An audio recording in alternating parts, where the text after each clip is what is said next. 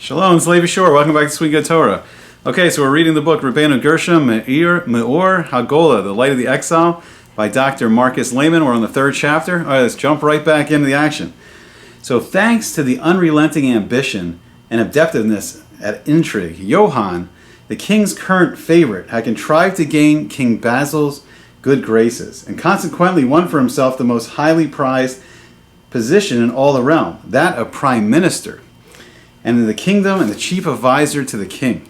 It was an ill-starred moment for the Jews residing in Constantinople. With this evil Jew-hater of long standing was appointed to his post of honor. Johann's bitter animosity towards the Jews dated back to an incident that occurred many years previous, when he was as yet an unknown, insignificant figure at court. Johann was an old bachelor. He could grow no beard, as was customary in those days, and no woman would marry him. Nevertheless, amidst a large company of friends and acquaintances, he would spend wild nights in the dining hall of a tavern. Once during their revels, the door opened and in walked a poor Jewish peddler with his bundle of wares. Hopefully, he displayed his goods before each guest, while Johann, eyeing this tattered, barefoot Jew, was sorely tempted to make him an object of ridicule and contempt in the eyes of all the guests. "Come here, Jew," he called out, motioning to the peddler with a toss of his head. "At last," thought the peddler to himself joyfully, "I shall make a nice sale." Eagerly he sat down his bundle of wares at Johann's feet. "Take your pack away from me," shouted Johann once again. "I want none of your goods. I just want to give you a lesson. I want you to know that he who sits upon a throne and rides upon a fine steed is a king. He who rides in a fine coach is an aristocrat. He who travels on foot, well shoed, is an ordinary human being. But what is he who goes barefoot? You don't know the answer, therefore I shall tell it to you. He who goes barefoot is a dirty Jew."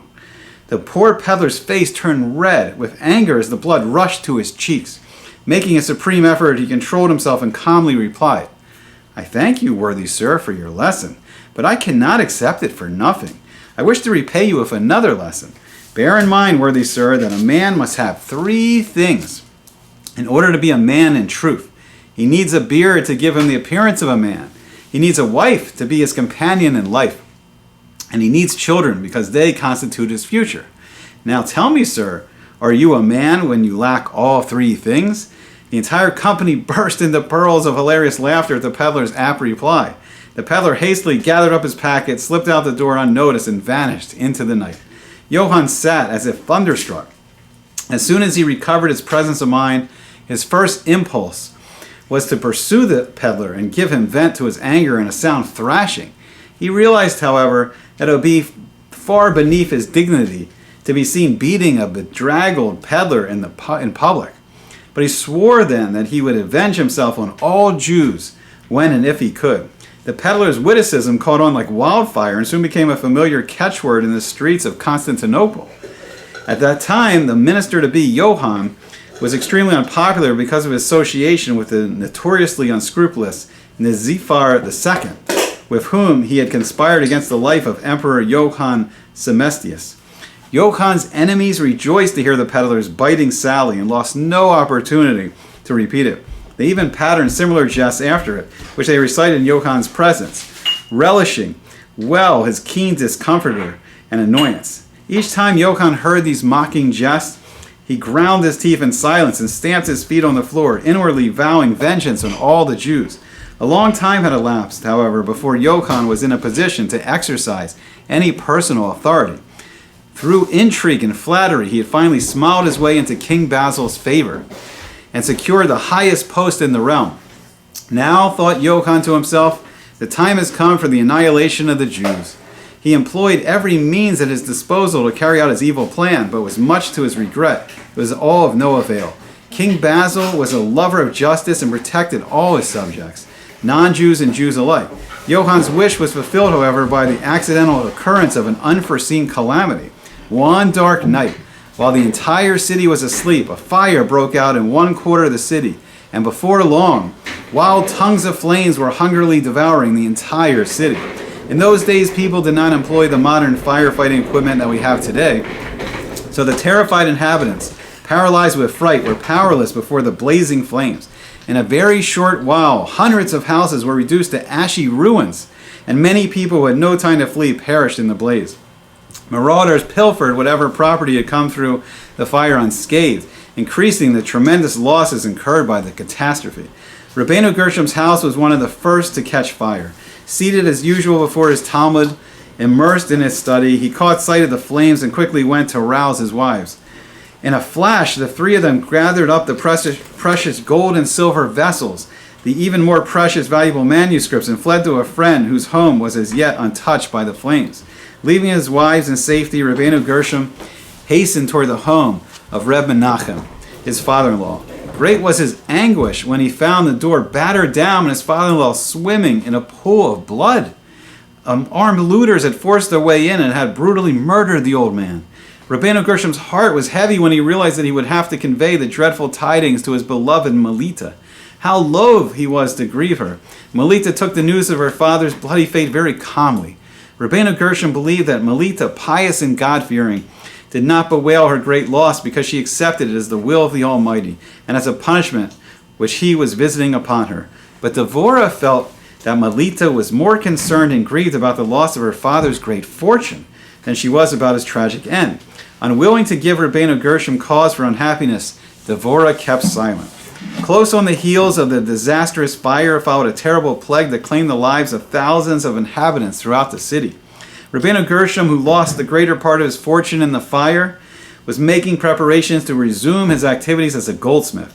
When the plague broke out, he abandoned his project, for he considered it far more important to devote his time and energy ministering to the needs of the sick and the dying.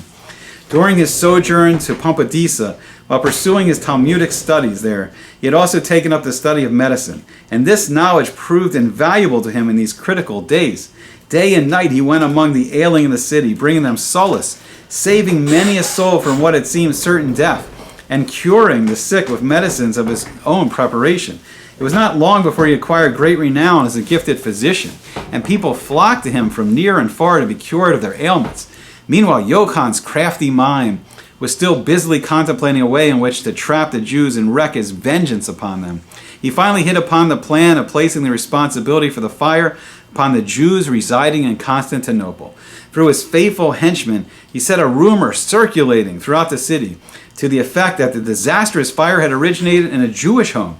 This accusation alone was sufficient to arouse a violent storm of hostility towards the defenseless Jews. So effective were Johann's treacherous insinuations that mobs of agitated Greeks surrounded the royal palace daily, demanding that the Jewish arsonists be brought to justice. For a long time, King Basil paid no heed to their demands until Johann enticed powerful church dignitaries to use their influence with the king. If Basil continued to shield the Jews, they warned, a revolution would sweep the land. His throne, they said, was in grave danger unless the Jews were punished. The churchmen prevailed upon King Basil to issue an edict banishing all Jews from the realm within a period of 3 months. Once the 3 months had terminated, not a single Jew was to remain on penalty of death. If any Jews were discovered, they would be compelled to convert to Christianity or else forfeit their lives. Who can describe the fear and despair that filled the hearts of the unfortunate Jews when the decree was made public? How could thousands of families forsake their homes at once, forsake a land where they and their fathers had dwelt for centuries on end? Although they were permitted to take their wealth and possessions with them, they gained nothing by this concession, for most of their property consisted of houses and fields that they would have to sell. What price could they hope to receive for their properties when all the inhabitants knew that the Jews would have to abandon their lands and dwellings in 3 months? Their anxiety for their property, however, was overshadowed by far greater, far more serious cares that loomed in the very near future. Whither should they go? What land would open her doors to them? To whom should they turn to for help? The disheartened Jews had one source of hope left to them, an alternative that had never failed them in times of stress and tribulation. They could pray to Hashem for mercy, and he would surely come to their rescue. Throughout the city, throughout the entire country, days of fasting and prayer, tefillah, was declared. Jews, young and old, invoked Hashem, calling upon him with broken hearts and streaming eyes to nullify the wicked decree. Not one soul amongst them doubted that the Almighty would come to their aid in this hour of their dire need. I hope you enjoyed it. I hope to see you back again soon on Sweet and Good Torah for the exciting next chapter. Next chapter of Rabbeinu Gershom Meor HaGolah, Light of the Exile.